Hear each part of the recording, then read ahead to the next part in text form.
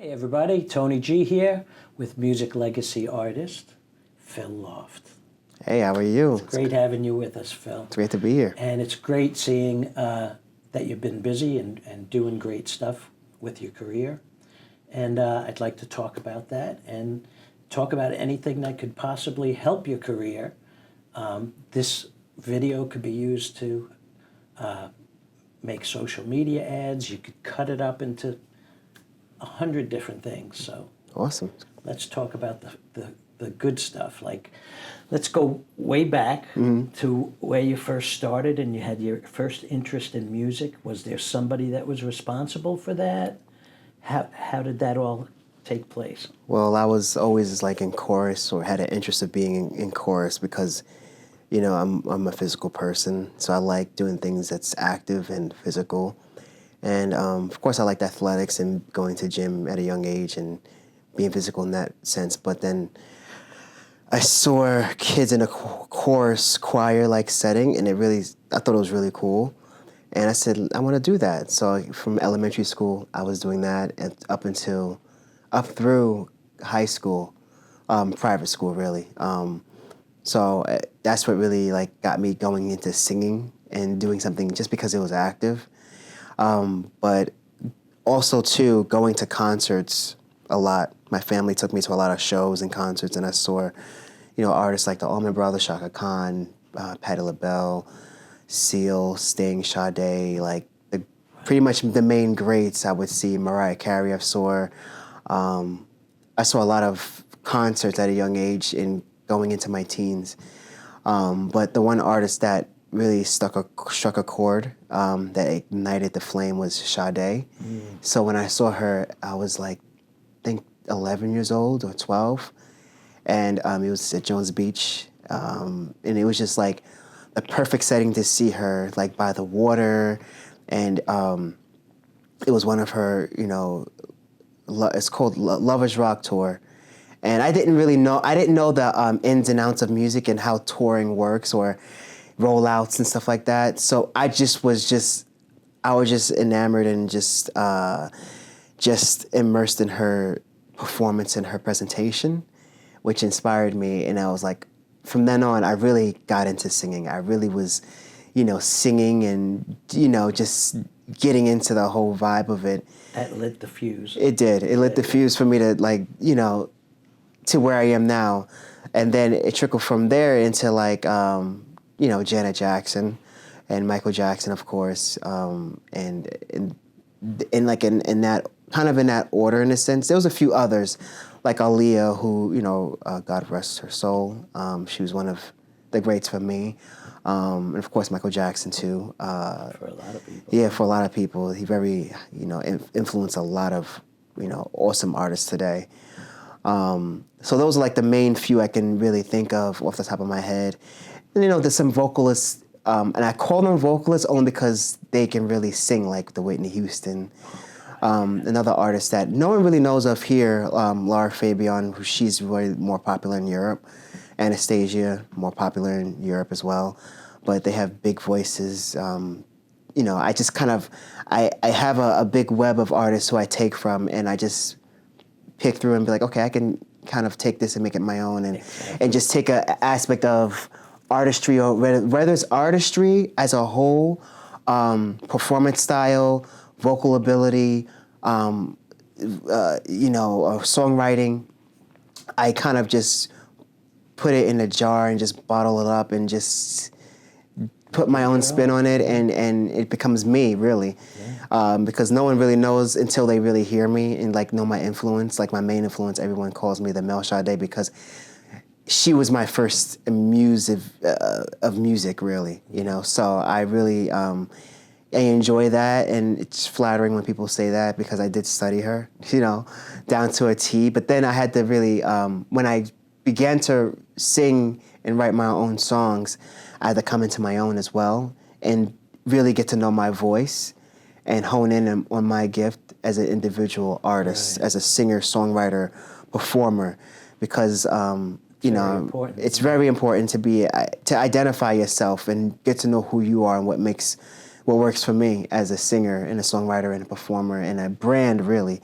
Because when you become an artist in this industry, then you have to really formulate what brand are you? What do you, how do you relate to others? You know, how do you help the listener, and how do you bring in the audience and sustain them and keep them too? Yeah. So I learned a lot about being a brand artist or artist brand as a whole, which is really interesting because it's a lot of moving parts. It gets a little bit overwhelming, but when you get to the point of performing in front of people and you see how you make them feel and how they react and how they come up to you after a show that you've put on, or just a small set, and you know, you see like that light, that glow, and it's how like you're able to connect with them. Yeah, that connectivity is beautiful, because you know, these are people you don't know. So it's like even people who are not so close, and you know, geography wise, and they just, you know, message me and be like, "Oh, this song does this for me," and like one person said, it made me, a performance I posted on TikTok.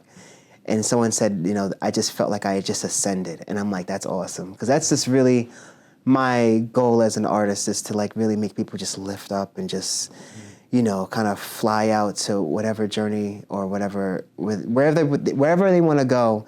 Exactly, yeah. Because that's what music is about. People always say, you know, that music moved me. Yeah. And that's what yeah, music puts you on a right? journey. You're on a journey. And that's why now I'm really formulating this new, not new, but it's called the Vibe Express. And it's really based on, like, when you get on a train, you just go on a journey. And you're not really in control of it, because whatever, you know, when you get on a train, you're not really driving the train. Someone's driving you to that location. I mean, you kind of have an idea of where you're going.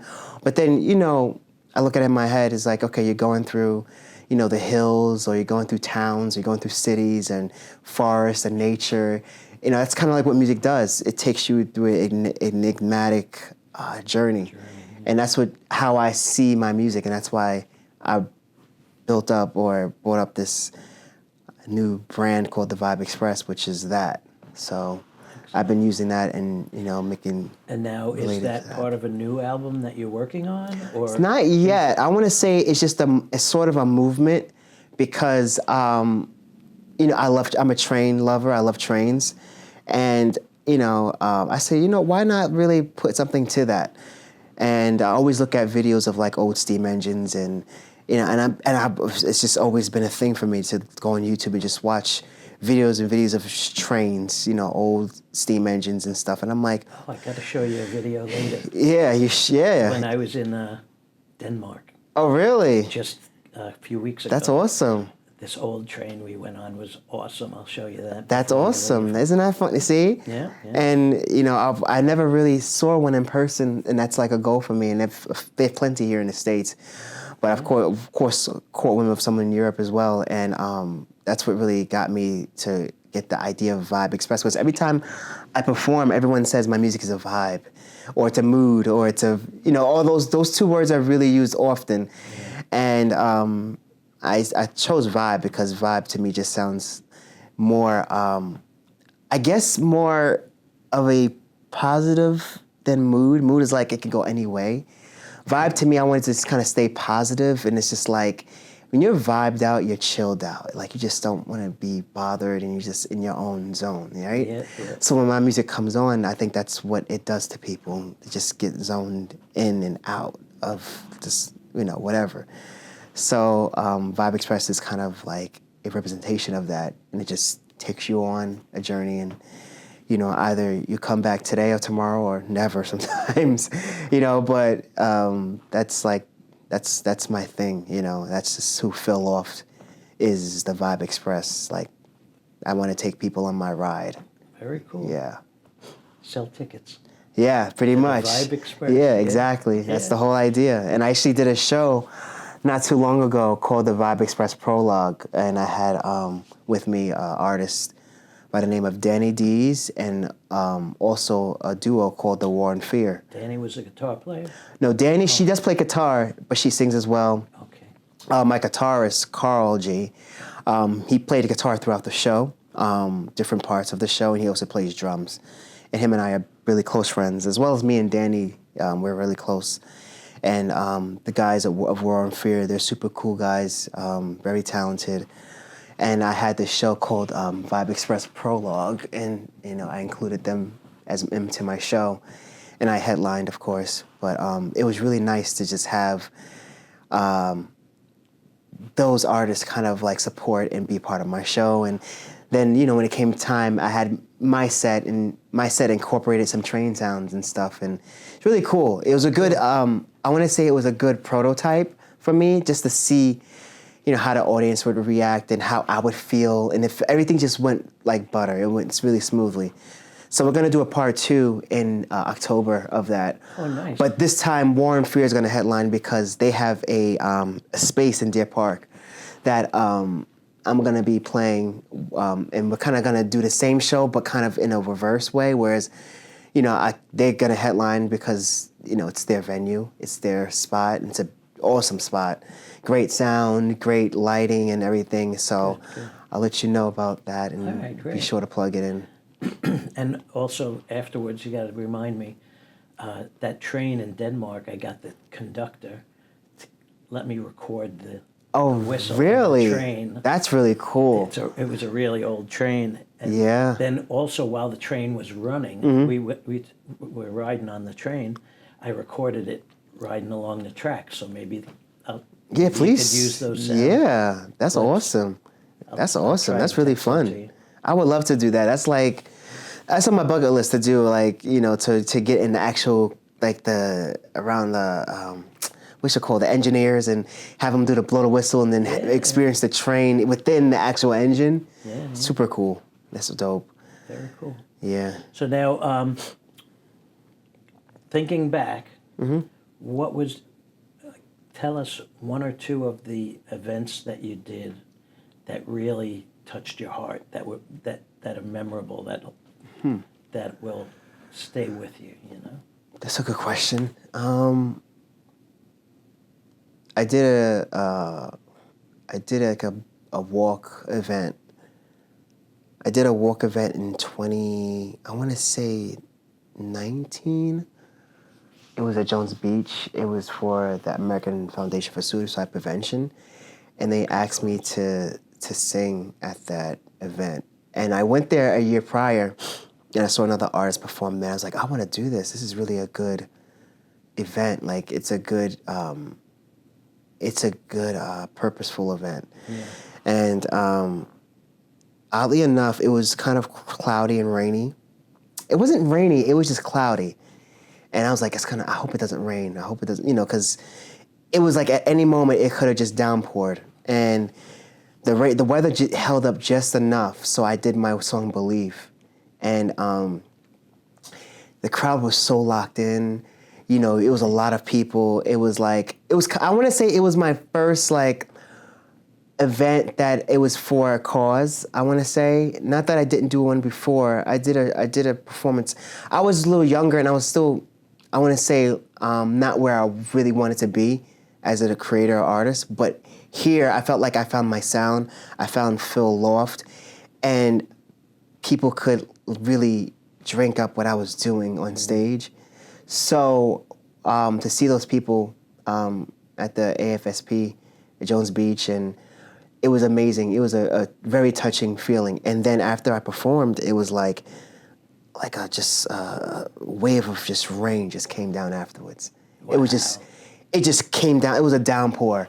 I kind of felt bad because they had to do the walk after I performed, and they had to walk on the boardwalk and stuff. But it was just a downpour. It was a downpour of just rain just after I performed, right after. It held up. It held up, So that was really interesting. I can think of that.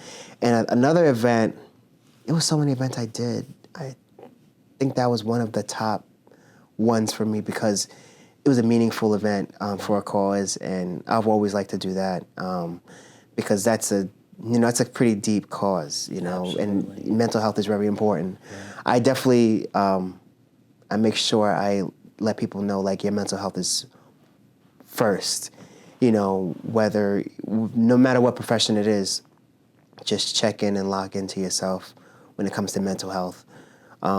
So that event really was important to me because at that point, I was just getting into who really I was as an artist. So it was really important for me to do that. Yeah. Another event that I did was, what was that? It was so many events I could think of, but one that I did, it was in Astoria, Queens. It was at this venue called the Melrose Ballroom. Beautiful venue. It was like my first big stage kind of venue. Super cool. Lighting, sound, like the people were cool, and it was like, it wasn't a huge stage, but it was a big enough stage for me to really like. I usually used to get stage fright, which, of course, we all get the jitters before we get on. But for that moment, I didn't. I did, but I didn't. I was like, I'm here. You know what I'm saying? Like, it was like, well, this is where I belong. Like, this like you big became stage, part of the the lighting, environment, right? yeah, the sound. It was just like the people. It became really, it was a cool experience for me. So when I got on that stage and did that, I'm like, okay, I'm here. This is, the only way I can go. Meant to be, right? Yeah, the only way I can go is up, you know. So yeah, those are like the first two events I can think of so far. I mean, there's a ton of performances I've done recently that was just like awesome, that I can really just in my memory. I see that you do a lot of stuff in Brooklyn. Yeah, Williamsburg. I've been getting a lot of booking in Williamsburg a lot. A lot of great things going on there. Yeah, it's a good area. It's a nice spot. They have a lot of people who are helping artists book. This one place called Breaking Sound. They help a lot of artists book in the city and stuff like that in Brooklyn. And I booked like two venues there, and then that's what brought me to my Vibe Express Prologue event. Was one of the venues called Pink Frog Cafe. Really unique, funky like venue. It's really unique in that sense. And then also too, I did another event called Inspired Word NYC, which is in Williamsburg as well, at another spot called the Brooklyn Music Kitchen. So that was really cool too. So they have like so many nifty smaller venues to perform at, and you get different crowds and people who come up to you afterwards. It's like, sometimes it's good to hit those little small niche spots. Yeah. I find too. Yeah, it's a little bit more one-on-one. Intimate. It's like they feel like you're singing right to them. Yeah, and I pretty much am, because it's that small of a spot, which is cool. It makes you appreciate it, you know. So yeah, that's been me for the past few months actually. So now what's new that you're working on? Well, I just released a single with The War and Fear a few weeks ago, actually 2 months ago. 2 months ago? Yeah. And that song has been getting a lot of good play, and really, they brought me to that song because one of the band members, they saw me perform at an open mic or a jam session, and they loved my voice, and they asked me to be on a song, and I sang. And they want me to sing this song called Thinking About Love.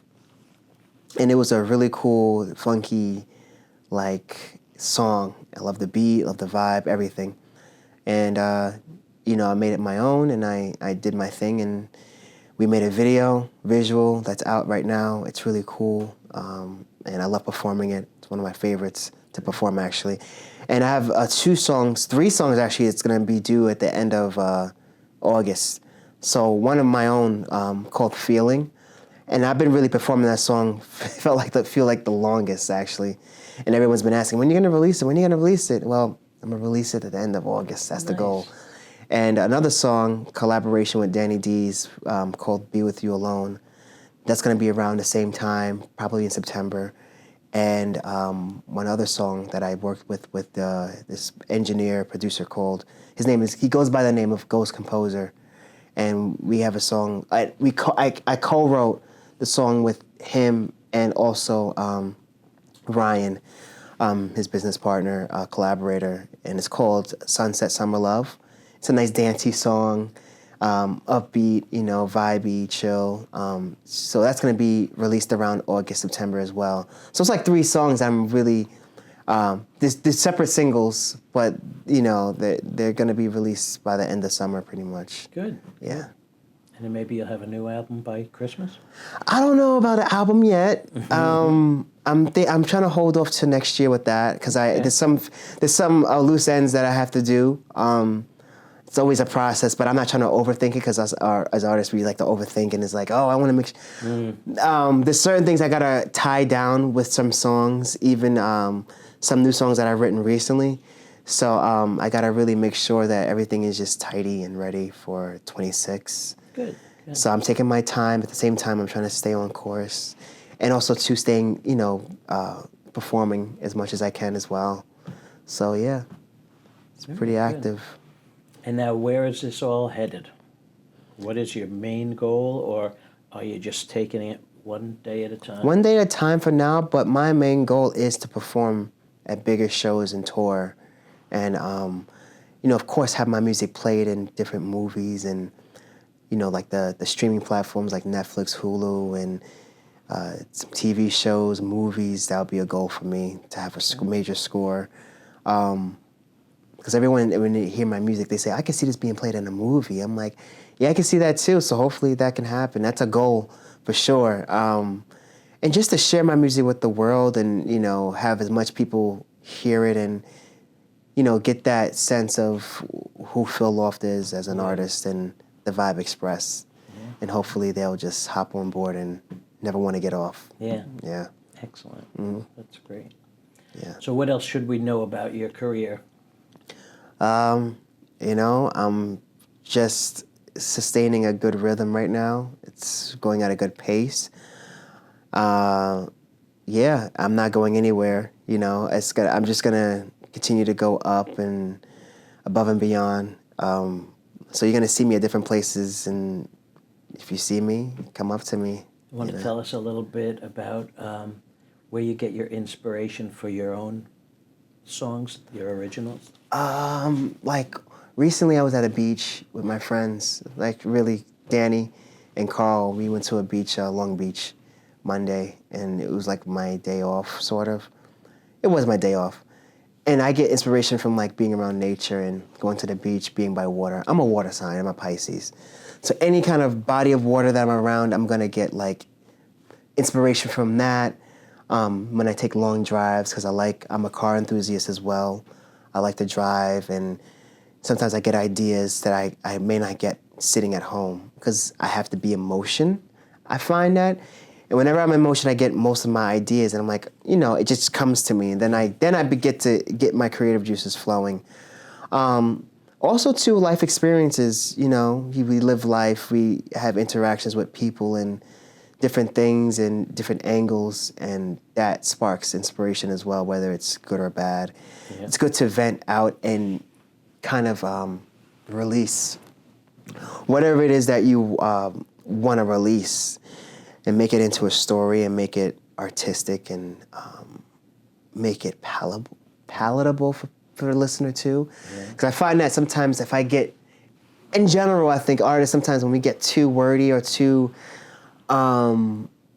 what's the word? Like we get too much in our heads, then sometimes the listener may veer off or drift off or get disconnected because like, okay, what is it? What I try to make it as simple too, and at the same time as, what's the word? Sophisticated as well to who I am, So life experiences, traveling, nature, those are the three main things. And of course, other artists.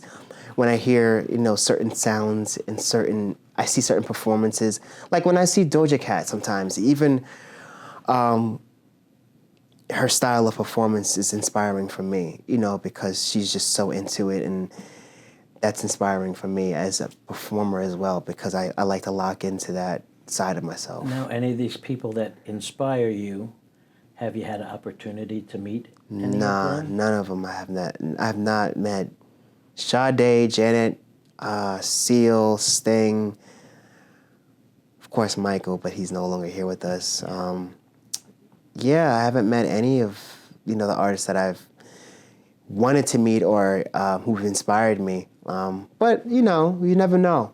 You never know what life, what path it puts you on to cross paths with the people that you want to meet. Yeah. And sometimes it puts you in a path or on a track where you wouldn't expect to meet these people, and you do. And that's probably the cooler way of doing that. That's a nice surprise. Yeah, it's a nice surprise. So I'm trying to I always put in my mind, I'm like, okay, if this happens, how do I expect to act? And I'm like, okay, maybe I just keep it cool. But I'm very shy, right? I can be super shy, or I can just be super myself as well. Because I think too, I've grown to be comfortable with myself around other people. And that's thanks to the other work that I do outside of music, socializing with people, because I'm usually in my bubble and kind of introvert, extrovert, introvert. So working, sometimes regular jobs here and there helps me socialize with others. So I'm like, okay, if this person was to walk in randomly, like let's say Sade or Janet, how do I react? And I'm like, I don't know. It could just be I could be super quiet, or I can be super charismatic and just act like it's like they're regular people. Because at the end of the day, they want to be treated like regular too. They don't want to be like, because that could be weird too for them. So I can understand that. That's how I always was. I never asked for autographs or a picture Right. with somebody. I was let them be. Unless who they want to be are. like, oh, let's take a picture together, let's do that. But I'm the kind of person too, I don't want to take a picture because I don't want to be like a fan. I don't want to fan out too much, and I don't want to do that. I want to just be regular person. I want to be a regular person with them, and them feel regular with me as well. Because we're a human being. Asking somebody, being as popular as you are, do you ever make new friends that are down to earth, regular people? Right, because there's a difference. There's a difference in making meeting people who want to be in your circle because who you are, or if they actually genuinely like you and care about you. There's a difference. There is a difference, and not that I know that, but I think I've experienced some sort of degree of that. And I realize I'm like there's a boundary. There has to be a boundary. And you have to be careful when you get to a certain point who you let in. For sure, because a lot of times people have ulterior motives. They do. Unfortunately. Because they call them clout chasers, and you got to be careful of that because they have their own, like you said, ulterior motives. So sometimes as artists, you got to be careful. What we'll do is let's tell everybody if they want to listen to Phil's music, they could join for free, musiclegacyinternational.com. He's in the platform. You'll be able to find out his Spotify, his YouTube channel, all the information about Phil that you want, and start listening to his music. Like and subscribe, and support all the people who are in music, arts, and entertainment, because sometimes they don't get their fair share. There's a lot of great artists out there, and Phil is one of them. And we want to inspire people to look further into him and becoming fans. Thank you so much for having me. You're welcome. Appreciate it. Anything else you would like to talk about? You can find me on Music Legacy, and I want to commend you on having that platform for us independent artists, because we do need an outlet to showcase our stuff and share, and we definitely appreciate that. So keep it up. Yep. Keep up spreading the word. It's awesome. I love what you're doing, man. So Thanks. yeah. Yeah, we love what you're doing. Awesome. Thank you. Great having you. Likewise.